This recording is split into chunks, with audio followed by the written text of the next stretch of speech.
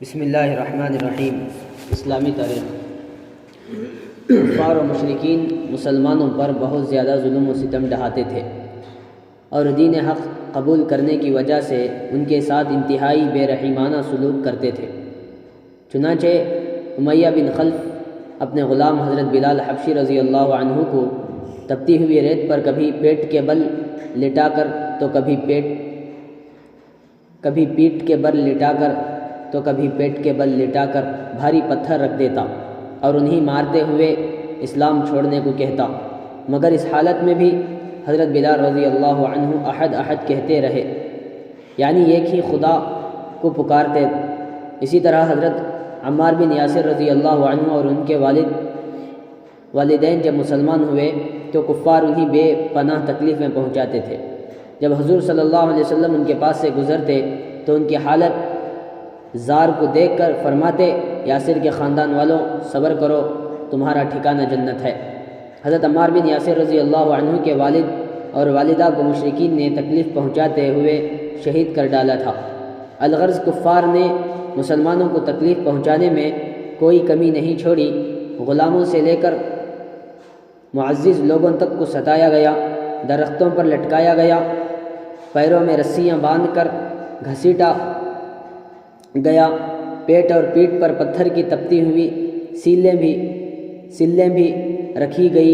غرض ہر طرح مسلمانوں کو ظلم و ستم کا نشانہ بنایا گیا، مگر صحابہ اکرام رضی اللہ عنہم کو ایمان سے نہیں ہٹا سکے۔ صحابہ نے تمام مصیبتوں کو برداشت کر کے دین حق کو سینے سے لگائے ہوئے رکھا، رضی اللہ عنہم ورضوا عنہ۔ حضور صلی اللہ علیہ وسلم کا معجزہ، آپ صلی اللہ علیہ وسلم کے کرتے کی برکت۔ حضرت اسماء بنت ابی بکر رضی اللہ عنہا کے پاس آپ صلی اللہ علیہ وسلم کا ایک کرتا تھا۔ مدینے میں جو بھی بیمار ہوتا اس کرتے کو دھو کر بیماروں کو اس کا پانی پلاتی اور بیماروں کے بدن میں اس کو لگاتی تو اسے شفا حاصل ہو جاتی۔ مسلم شریف کی روایت ہے۔ یہ ایک فرض کے بارے میں امانت کا واپس کرنا۔ قرآن میں اللہ تعالیٰ فرماتا ہے، اللہ تعالیٰ تم کو حکم دیتا ہے کہ جن کی امانتیں ہیں ان کو لوٹا دو۔ فائدہ، اگر کسی نے کسی شخص کے پاس کوئی چیز امانت کے طور پر رکھی تو مطالبہ کے وقت اس کا ادا کرنا ضروری ہے۔ ایک سنت کے بارے میں محتاجگی و ذلت سے پناہ مانگنا۔ رسول اللہ صلی اللہ علیہ وسلم نے فرمایا، فقر و محتاجگی اور ذلت سے اس طرح پناہ مانگو، نعوذ باللہ من الفقر والقلت والذلت وان نظلم او نظلم۔ ترجمہ، ہم اللہ کی پناہ چاہتے ہیں فقر و فاقہ اور ذلت سے، اور اس سے کہ ہم کسی پر ظلم کریں یا ہم پر کوئی ظلم کرے۔ ایک اہم عمل کی فضیلت، حلال روزی حاصل کرنا۔ رسول اللہ صلی اللہ علیہ وسلم نے فرمایا، جس نے حلال روزی کھائی اور سنت کے مطابق عمل کیا اور لوگ اس کے ظلم سے محفوظ رہے تو وہ جنت میں داخل ہوگا۔ ایک گناہ کے بارے میں شرک کرنے والے کی مثال۔ قرآن میں اللہ تعالیٰ فرماتا ہے، تم صرف اللہ کی طرف متوجہ رہو، اس کے ساتھ کسی کو شریک مت ٹھہراؤ، اور جو شخص اللہ کے ساتھ شرک کرتا ہے تو اس کی مثال ایسی ہے جیسا کہ وہ آسمان سے گر پڑا ہو، پھر پرندوں نے اس کی بوٹیاں نوچ لی ہو، یا ہوا نے کسی اور دور دراز مقام پر لے جا کر اسے ڈال دیا ہو۔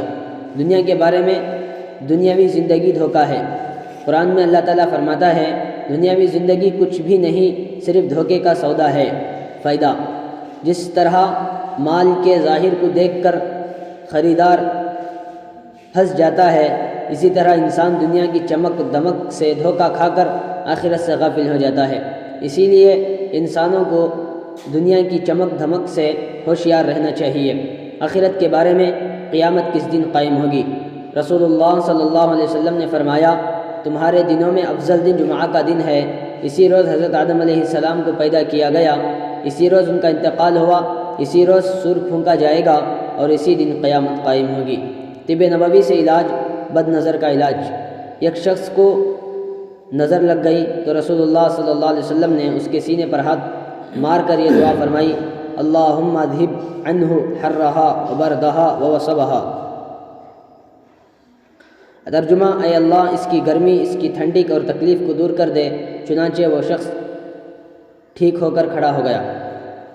نبی صلی اللہ علیہ وسلم کی نصیحت۔ رسول اللہ صلی اللہ علیہ وسلم نے فرمایا، جب تم میں سے کسی کا کھانا آ جائے اور اس کے پیروں میں چپل ہو تو اس کو نکال دے، اس لیے کہ یہ پیروں کے لیے راحت بخش ہے اور سنت بھی ہے۔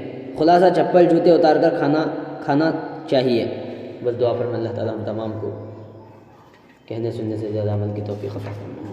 اور اکثر جو ہے ہم شادی وغیرہ میں دعوتوں میں جاتے ہیں تو ہمارا رواج ہے کہ ہم جوتے وغیرہ پہنے رہتے ہیں۔ ہم یہ سوچتے ہیں کہ اگر میں کاٹوں گا تو میرا ساکس وغیرہ غلیظ ہو جائے گا، اگر ایسا کرنے سے پیر کو بھی فائدہ ہوگا اور جوتے اتار کر کھائیں، یہ اس میں بہت بڑا فائدہ ہے۔ اللہ مجھے اور آپ کو عمل کی توفیق عطا فرمائے۔